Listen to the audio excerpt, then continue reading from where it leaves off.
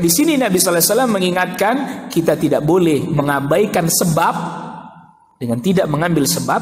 Yang kedua, kita tidak boleh juga mengabaikan meminta pertolongan kepada Allah Subhanahu wa taala.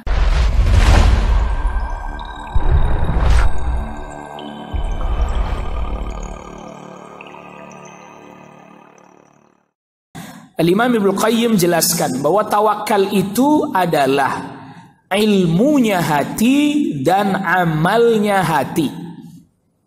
Yang dimaksud dengan ilmunya hati adalah kita tahu dengan sebenar-benarnya bahwa hanya Allah yang bisa menyelesaikan segala urusan, permasalahan dan hajat kita.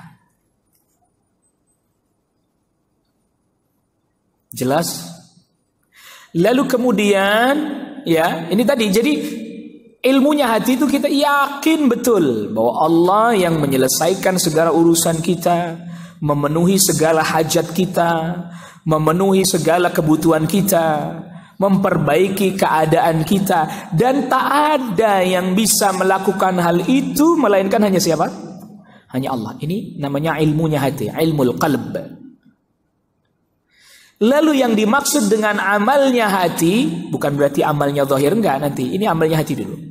Yaitu apa? Hati tentram, hati tenang, hati jadi lapang, ridha ketika urusan kita, masalah kita ditetapkan oleh Allah Subhanahu wa taala apapun yang terjadi.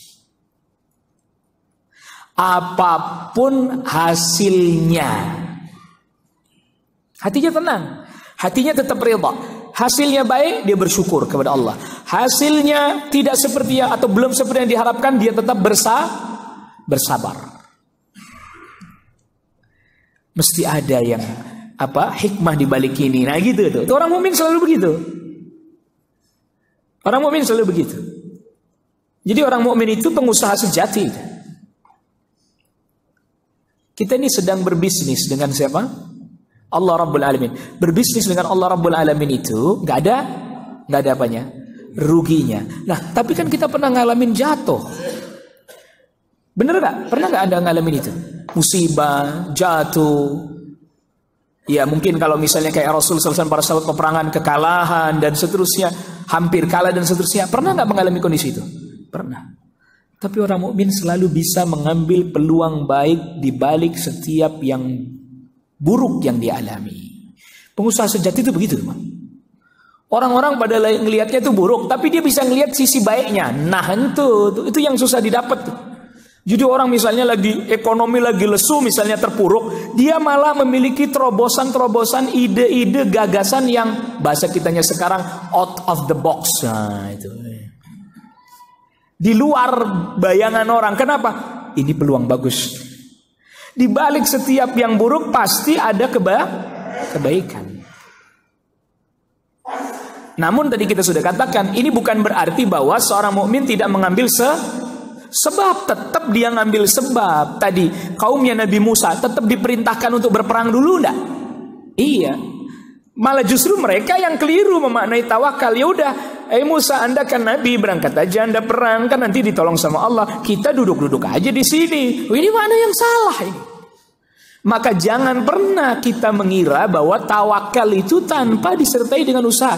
Ini kekeliruan kita dalam memahami makna tawakal. Sehingga ada sebagian orang berkata, makan itu tawakalmu, katanya. Loh, tawakal itu usaha. Tapi tidak terlampau mengandalkan usahanya. Ah, ini penting nih, ingat nih. Ini bab yang tipis-tipis nih. Ya, bab yang tipis-tipis. Jadi begini, tawakal itu tetap mengambil sebab, menempuh sebab, baik sebab syar'i, berdoa, memohon kepada Allah, sebab kauni. Ya, Anda ke dokter, sebab kauni bukan itu. Sebab kauni artinya bisa diteliti dengan nalar logika kita. Minum obat, sebab kauni sebab kauni. Berdoa mohon kepada Allah kesembuhan, sebab syar'i. Tapi tidak lantas kemudian mengandalkan sebab. Kalau saya minum obat pasti saya sembuh. Ini ngandelin obat namanya. Kalau saya ke dokter Ano pasti sembuh. Kalau saya datengin rumah sakit fulani mesti sembuh. Ini namanya mengandalkan sebab. Itu namanya musyrikul asbab, menyekutukan Allah dengan sebab-sebab itu. Tidak boleh, syirik kecil, seminim-minimnya. Tapi juga tidak lantas kita tidak mengambil sebab, enggak. Ya sudah, saya mah tawakal aja. Lapar, tidak usah makan, nanti juga kenyang sendiri. Dan nggak ngapa-ngapain dia. Ini namanya nggak ngambil sebab. Ya sudahlah, saya tidak usah nikah aja, ntar juga punya anak sendiri kalau Allah kehendaki. Dari mana dia bisa punya anak? Ya, ini selalu kita ingatkan. Jadi ada sebagian orang keliru memaknai tawakal. Dia kira tawakal itu tidak ngambil sebab. Dia mengambil sebab yang Allah perkenankan, bahkan yang Allah anjurkan, sebab syar'i. Doa, istighfar, mohon ampun kepada Allah. Itu sebab apa namanya? Sebab syar'i. Malah kadang orang lebih ngedepanin sebab kauni daripada sebab syar'i. Minum obatnya iya, berdoanya kurang kuat, kurang kencang. Sebab kauni kadang lebih dikedepankan. Kerjanya kerja keras luar biasa, tapi doanya ogah-ogahan. Ini terlampau mengedepankan sebab kauni. Sebab kauni ditempuh, sebab syar'i lebih kencang lagi mestinya. Maka terkadang kita menjadi orang yang mengandalkan sebab, nanti akhirnya kita jatuh pada pola fikir yang diistilahkan dengan materialism. Apa? Materialism. Saya mah yang real-real aja lah. Real aja apa? Ya minum obat sembuh. Nah, itu. Dia pokoknya harus nyata kelihatan bendawi. Gitu ya. Pokoknya saya maunya yang begini aja. Udah landang, nggak usah ngomong doa segala macam, nggak usah lah. Saya lagi susah nih, coba saya lagi kehimpit utang. Sekarang taruh duit di depan saya, baru saya percaya. Ada nggak orang yang bilang begitu? Banyak. Itu nggak usah pakai ngomong beretorika lah, doa lah segala macam. Taruh duit di depan saya bisa bayar utang, baru saya percaya. Ada nggak orang yang bilang begitu? Ya. Jadi lebih mengandalkan sebab kauni. Maka yang seperti ini hampa, kosong akhirnya. Jiwanya, batinnya hampa lagi, kosong akhirnya. Kenapa? Ketika tidak ada sesuatu di tangannya, maka dia seperti tidak memiliki apa-apa. Orang mukmin ketika tidak ada sesuatu di tangannya, dia punya Allah Rabbul Alamin.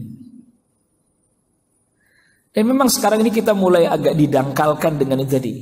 Jadi pola pikir materialisme itu tadi. Pokoknya nyata di depan, baru, dan seterusnya.